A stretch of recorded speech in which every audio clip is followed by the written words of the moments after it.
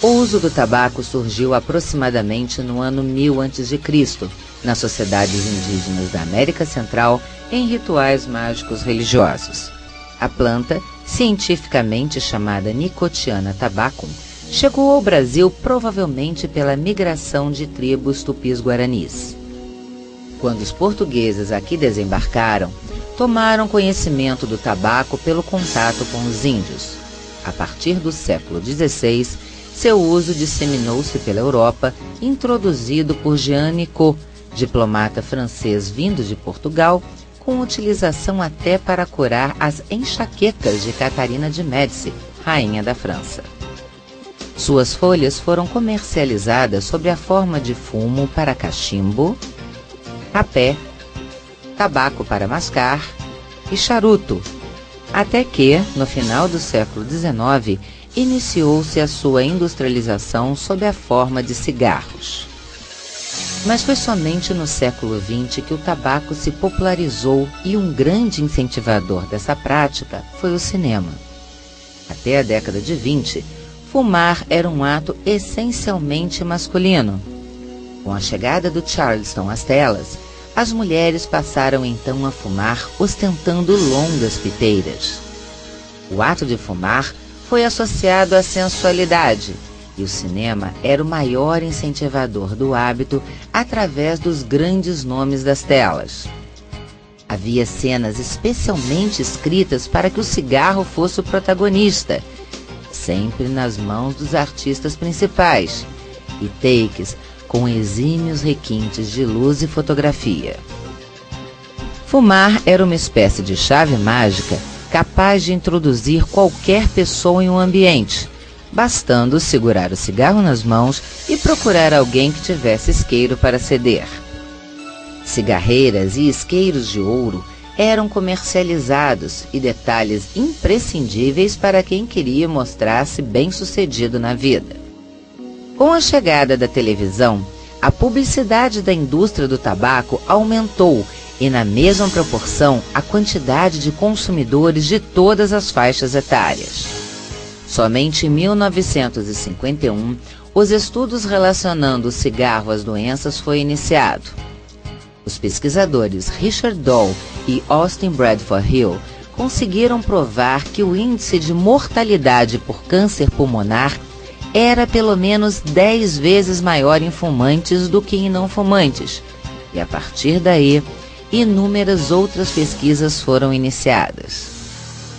Mas a luta era inglória, porque o poder que as empresas de tabaco exercia era extraordinário. O seu consumo regular estava muito bem caracterizado em todos os meios de comunicação existentes. Nas décadas de 70 e 80, o marketing tabagista atingiu o seu auge. Praticamente em todos os grandes eventos havia a participação de uma indústria de cigarros, e a maior crueldade é que boa parte desses eventos eram destinados ao público jovem, esportista e saudável. Os modelos utilizados nos comerciais eram referência de beleza, sedução e poder. A Philip Morris usava e abusava dos ídolos do faroeste americano para divulgar o seu produto. No mundo inteiro, as marcas eram associadas a pessoas bonitas, bem-sucedidas, alegres e saudáveis. Aqui no Brasil, modelos importantes como Pedrinha Guinaca também estrelavam campanhas publicitárias milionárias, e no cast de estrelas, nem Malu Mader escapou. O verdadeiro prazer está nas coisas mais simples, no ritmo, na dança, no papo com os amigos e no sabor de lá. E você pode curtir tudo isso com muito menos do que você imagina. Gerson de Oliveira Nunes, jogador de futebol da seleção campeã de 1970. Não apenas protagonizou uma marca popular de cigarros, como acabou tendo seu nome vinculado a uma das maiores leis da malandragem, a famosa Lei de Gerson. Se os anos 80 foram marcados pela alegria das baladas, pelas discotecas, pela vida louca e de excesso, os 90 vieram na contramão disso tudo. Nascia a geração saúde, com o compromisso de ter uma alimentação equilibrada, muita malhação, uso de produtos naturais e, obviamente, nada de cigarro. De protagonista a vilão, milhares de pesquisas indicavam aquilo que as indústrias do tabaco pagavam milhões para esconder. O cigarro é prejudicial à saúde, e as outrora belas imagens foram substituídas pela cruel realidade. O primeiro país a abolir completamente a propaganda de cigarros foi a Noruega, em 1975. Antes disso, os Estados Unidos iniciaram algumas restrições à publicidade de tabaco. Em seguida, outros 26 países também aderiram ao movimento, inclusive a França. Mas a indústria do tabaco, que somente no Brasil tem um faturamento médio de 4,5 bilhões de dólares, conta com um fator estarrecedor. A cada ano, milhares de novos consumidores adquirem o vício e, mesmo eventualmente tendo que pagar indenizações substanciais, no final das contas, é um mercado que não perde nunca. O Brasil é o quarto maior produtor de tabaco no mundo e o setor gera emprego a mais de 500 mil famílias somente nas lavouras. E desde 1993 ocupa o primeiro lugar em exportação mundial. O produto é tão importante para a economia do Brasil que a sua folha foi incorporada ao brasão da República, representado ao lado direito por um ramo de fumo florido. De acordo com a Organização Mundial de Saúde, 1/3 da população mundial é fumante e em todo o mundo, mais de 200 bilhões de dólares são gastos com tratamentos para as doenças decorrentes do vício de fumar. Cigarro não é artigo de primeira necessidade. Não é item de conforto. Não é gostoso como chocolate. Não cheira bem. Não é saudável. Envelhece. Mas mesmo assim, de cada 10 pessoas que conseguem parar de fumar, apenas 3 são mulheres. Estudos no mundo inteiro mostram que a forma de dependência é diferente entre homens e mulheres. Enquanto o homem desenvolve a dependência química, a mulher tem a sua dependência psicológica muito mais forte. De cada 100 homens que pararam de fumar, 70% interrompeu o uso por conta própria, sem qualquer tipo de auxílio. Destes, pelo menos 50% atingiu o objetivo sem recaídas. Já para as mulheres, o quadro muda radicalmente.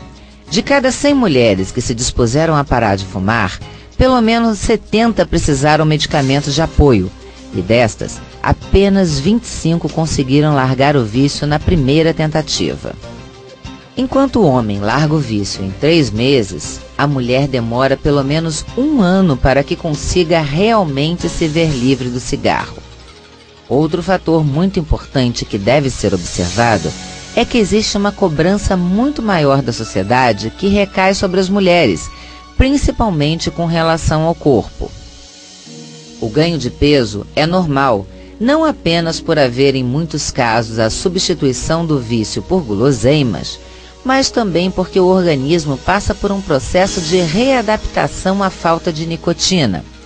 Depois de anos de uso, o cérebro interpreta como uma substância necessária, compensando a sua falta com a diminuição do metabolismo e o acúmulo de gorduras. Outro fator importante que pode contribuir para o aumento de peso é a depressão. As mulheres são 2 vezes mais suscetíveis que os homens, e por ter a dependência psicológica mais evidenciada, as reações emocionais e físicas são mais fortes e duradouras. Atualmente, no mercado existem inúmeros instrumentos de apoio que prometem ajudar a largar o vício de fumar. Gomas de mascar, adesivos de nicotina, cloridrato de bupropiona, piteiras e até mesmo o e-cigarette, um cigarro elétrico que produz toda a sensação de prazer proporcionada pelo cigarro comum, sem qualquer tipo de cheiro ou substância nociva à saúde. Mas passa. Pode até demorar um pouco, mas tudo isso vai passar.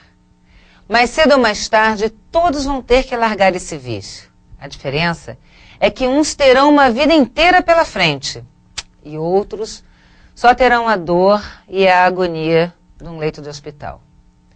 É muito importante o apoio dos amigos, dos parceiros e dos familiares. Cigarro é um vício e cada dia deve ser encarado como uma batalha ao amanhecer e uma vitória antes de dormir. Não importa quantas recaídas a pessoa tenha, importa quantas serão as vezes que ela vai se levantar e tentar mais uma vez, até que um dia consiga chegar lá.